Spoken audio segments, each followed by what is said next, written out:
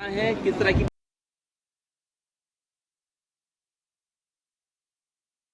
कल माननीय भारत निर्वाचन आयोग द्वारा एक डिटेल में कार्यक्रम निर्वाचन का जारी कर दिया गया है। हमारे जनपद में फूलपुर विधानसभा में उपचुनाव होना है और उसके लिए आचार संहिता कल से लागू हो गई है।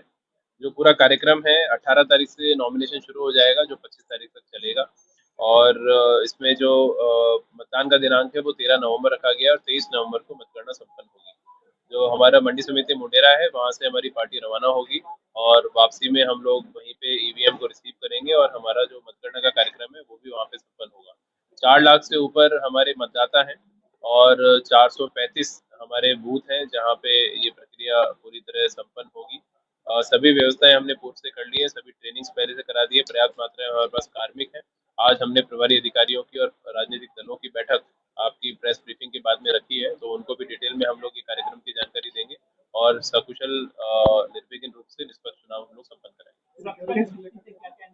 सुरक्षा की दृष्टि से 35 सेक्टरों में पूरे इस फूलपुर विधानसभा को बांटा गया है और हर एक सेक्टर मजिस्ट्रेट और सेक्टर पुलिस ऑफिसर के माध्यम से हम लोग उनको व्यवस्थाओं में भी रखेंगे और बाकी हमारी मोबाइल पुलिस यूनिट की टीम और जो हमारी क्यूआरटीज लगती हैं उनके माध्यम से और जो हमारा 435 बूथ है तो वहाँ पर भी हमारे पुलिस के पर्याप्त इंतजाम रहेंगे। तो सुरक्षा को लेकर कोई चुनौती नहीं रहेगी और उससे पहले हम लोग जितने हमारे संभावित ऐसे व्यक्ति हैं जो इंटिमिडेटर्स हैं, जो चुनाव की प्रक्रिया को पूर्व में प्रभावित करते रहे या फिर संभावित रूप से प्रभावित कर सकते हैं, तो उनका प्रिवेंटिव डिटेंशन का काम भी करेंगे। उसमें पुलिस के साथ में अभी ज्वाइंट मीटिंग हम लोग करेंगे, तो प्रक्रिया हम लोग समय पे संपन्न कराएंगे।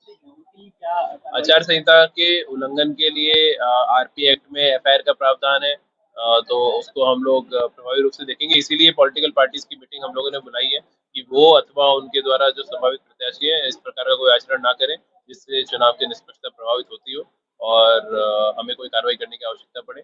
तो क्योंकि आदर्श आचार संहिता बनाई इसलिए जाती है कि उनका आचरण जैसा आयोग की गाइडलाइन उसके हिसाब से रहना चाहिए।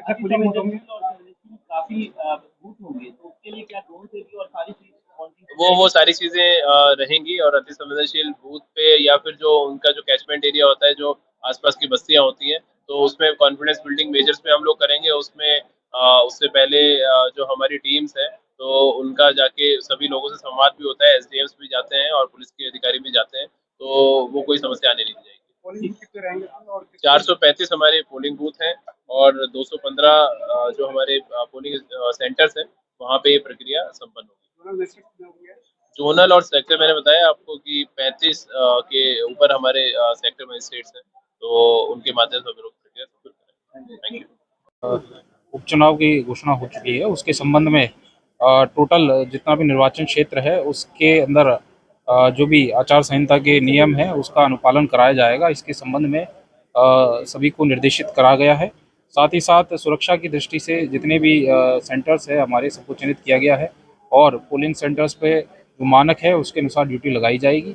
साथ ही साथ अभी जो प्रोसेस रहेगा उस पर आचार संहिता के अंतर्गत जो भी LOR के चीज़ें होती है उस पर आवश्यक कार्रवाई की जाएगी, निरोधात्मक कार्रवाइयाँ की जाएगी और जितने भी हिस्ट्री शीटर्स हैं सभी पे सतत निगरानी रखी जाएगी। कोई भी चुनाव को प्रभावित करने की अगर किसी की संभावना है तो उसके विरुद्ध कानूनी कार्रवाई की जाएगी। साथ ही साथ जो अवैध शस्त्र और लिकर और जो भी चुनाव को प्रभावित कर सकते हैं ऐसे चीज़ें उन पर भी हम लगातार चेकिंग करेंगे। इसके लिए फ्लाइंग और सभी की व्यवस्था की जाएगी। टोटल 38 सेक्टर और 4 जोन में इनको डिवाइड किया गया है, जिसमें जोनल और सेक्टर पुलिस अधिकारी की भी ड्यूटी लगाई जाएगी। तो पूर्ण रूप से पुलिस का बंदोबस्त किया जाएगा और चुनाव को शांतिपूर्ण और निष्पक्ष तरीके से किया जाए, इसको सुनिश्चित किया जाए।